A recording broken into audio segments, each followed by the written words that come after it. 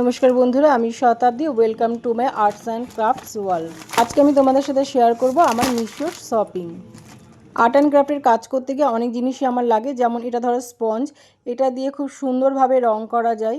যে কোনো বোতল বা ফ্রেম রং করার ক্ষেত্রে এটা ভীষণ উপকারী একটা জিনিস। দেন এটা হলো একটা সেলফি স্টিক, এটা ক্যামেরা স্ট্যান্ড হিসেবেও কাজ করে। এই ক্যামেরা হোল্ডিংয়ের জায়গাটা এটা রোটেট হয় এবং এখানে সেলফি লাইটও রয়েছে। সেলফি স্টিক এবং ক্যামেরা স্ট্যান্ড দুটো হিসেবেই ব্যবহার করা যায় এবং এটাকে সুবিধা মতো ছোটো এবং বড় করে নেওয়া যায়। বিভিন্ন শেপের এবং বিভিন্ন সাইজের এই তুলিগুলি রং করার ক্ষেত্রে ভীষণ রকমই উপযোগী।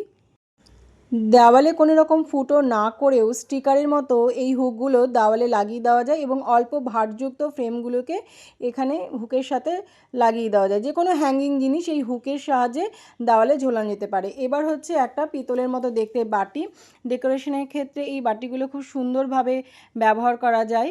এবার যেটা দেখতে পাচ্ছ, এটা হচ্ছে আর্টিফিশিয়াল ট্রি বা আর্টিফিশিয়াল ফ্লাওয়ার বলতে পারো। অর্কিডের এই ফুলগুলো ডেকোরেশনের জন্য খুবই সুন্দর। এবার এই যে স্টিলের হুকগুলো দেখতে পাচ্ছ, এগুলো যে কোনো জিনিস হ্যাঙ্গিংয়ের ক্ষেত্রে খুবই ভালো, আর এগুলো একদম স্টেনলেস স্টিলের, ব্যবহার উপযোগী। সেলোটেপের মতো যে কোনো ভারী জিনিস টাঙাতে এগুলো কাজে লাগে, খুবই উপকারী। কেক তৈরির ক্ষেত্রে এই ধরনের জিনিসগুলো খুবই উপকারী। প্রোডাক্টের লিংক লাগলে নিচে কমেন্ট করো।